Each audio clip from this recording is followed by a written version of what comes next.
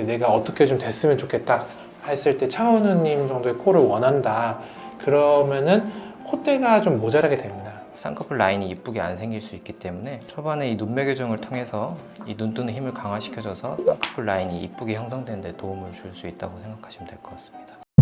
오늘 눈 상담 받으러 오셨죠? 어떤 게 고민이실까요? 좀 무겁다는 느낌을 좀 받고 있고 남들이 보면 좀 졸려 보인다고.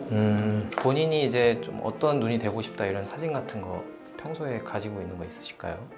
연예인들 대부분 다 또렷해 보이는 눈을 갖고 계시더라고요. 좀 또렷해 보이는 눈을 가지고 싶으시고 봤을 때 눈꺼풀 위에 좀 겹주름이 있으세요. 그거는 이제 원래 이제 눈을 좀 덜 뜨면서 위에 주름이 잡힌 거고, 일단 특별히 뭐 선호하시는 라인이 없으시면 제가 라인 잡으면서 한번 보여드릴게요. 이 정도 라인, 가운데서부터 바깥쪽으로 보이는 이제 속쌍인데 좀 그래도 많이 보이는 속쌍꺼풀입니다. 제가 봤을 때는 이런 쌍꺼풀도 소화하기 힘드신 분이 많은데 그래도 가로 길이가 시원하신 편이어서 충분히 소화하실 수 있으실 것 같고, 다만 이 바깥쪽이 약간 가로 길이가 아쉬워서 이것도 뒤미트임으로 같이 이렇게 해주시면 좋을 것 같습니다. 남자 눈은 사실 가로 길이가 시원한 눈매가 핵심이기 때문에 이런 식으로 하시면 훨씬 좋을 것 같아요.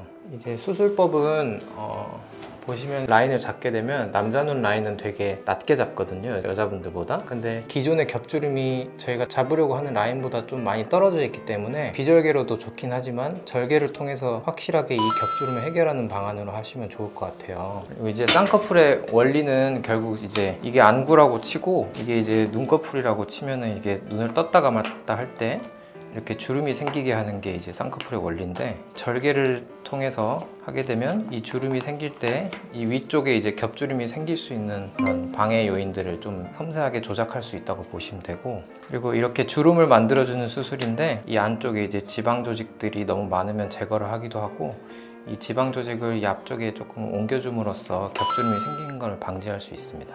그리고 이렇게 정면에서 봤을 때 이렇게 주름이 생기면서 이 쌍꺼풀이 생기는데, 정면에서 봤을 때 쌍꺼풀 두께는 이제 이 정도라고 보시면 되고, 그거에 맞춰서 저희가 디자인을 한다고 생각하시면 될 것 같습니다. 이제 눈꺼풀 입장에서는 이 주름을 만들어주는 게 눈 입장에서는 부담이에요. 그래서 초반에 이제 쌍꺼풀 수술을 하게 되면 눈 뜨는 힘이 약간 떨어질 수 있어요. 물론 환자분이 그래도 남자분들 치고는 눈 뜨는 힘이 좋으신 편이신데, 쌍꺼풀을 통해서 눈 뜰 때 부담이 많아지게 되면 쌍꺼풀 라인이 이쁘게 안 생길 수 있기 때문에 초반에 이 눈매 교정을 통해서 이 눈 뜨는 힘을 강화시켜줘서 쌍꺼풀 라인이 이쁘게 형성되는 데 도움을 줄 수 있다고 생각하시면 될 것 같습니다. 간단한 모식도를 통해서 수술을 설명드리면은, 절개 쌍꺼풀법은 이제 여기 이제 원하는 라인 따라서 디자인을 하고 그 위로 이제 직접 절개를 가해서 이 유착에 방해가 되는 요소들을 저희가 섬세하게 조작하고 제거함으로써 이 강한 유착을 좀 만들어줄 수 있다고 보시면 되고, 남자 눈은 항상 이 풀리는 이슈가 있기 때문에, 물론 지금 환자분 눈이 뭐 비절개로 했을 때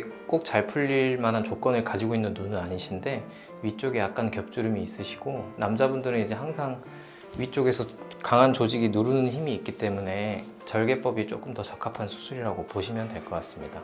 이제 뒤미트인 같은 경우에는 저희 병 홈페이지에 있는 모식도인데, 이제 눈 바깥쪽에 이렇게 절개를 가해서 이 눈을 둘러싸고 있는 근육이 있어요. 그걸 찾아서 이 눈 바깥쪽에 있는 뼈에 고정시켜 준다고 보시면 되고, 이 최종적으로는 이렇게 눈동자가 있고 바깥쪽 흰자 노출 부위를 늘려준다고 보시면 될 것 같습니다. 남자분들은 가로로 길고 시원한 눈매를 만드는 게 중요하기 때문에 가로 길이를 연장시키는데 조금 더 중점을 두고 수술을 할 거고, 미트임 같은 경우에는 이게 눈꺼풀을 뒤집었을 때 안쪽 이제 결막이라고 하는데, 결막을 통해서 절개를 하고 안쪽 조직끼리 꼬매주면서 이렇게 내려준다고 보시면 되고, 결막 안쪽으로 절개를 하기 때문에 겉으로 흉은 남지 않습니다. 혹시 또 뭐 본인 눈이나 아니면 수술에 관해서 궁금한 거 있으시면 편하게 한번 여쭤봐 주세요. 걔가 좀 거울 같은 거 보면 네네.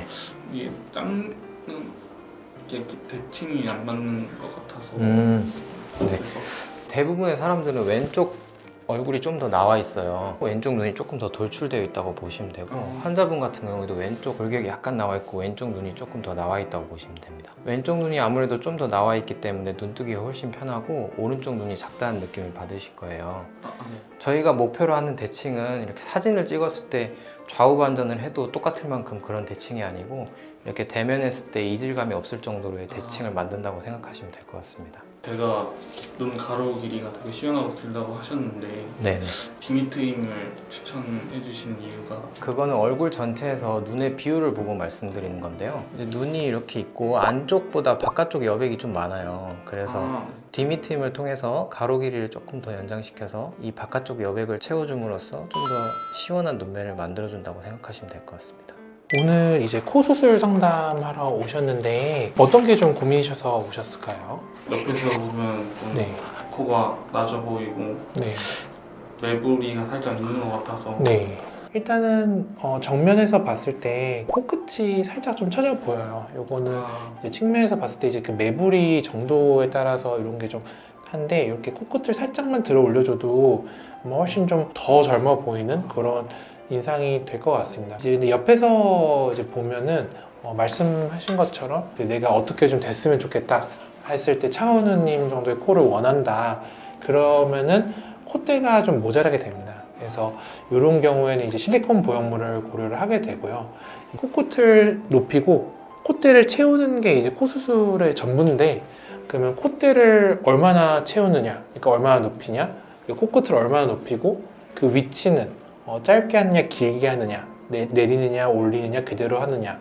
이 정도로 내용은 굉장히 심플한 수술인데, 환자분 같은 경우에 봤을 때는 원하시는 코에 비해서는 콧대를 좀 더 많이 채워야 되는 거죠. 실리콘을 올리면서도 이제 매부리가 보이지 않게 그 보형물에 홈을 좀 파가지고 이렇게 위를 매끈하게 좀 덮으면 될 것 같아요.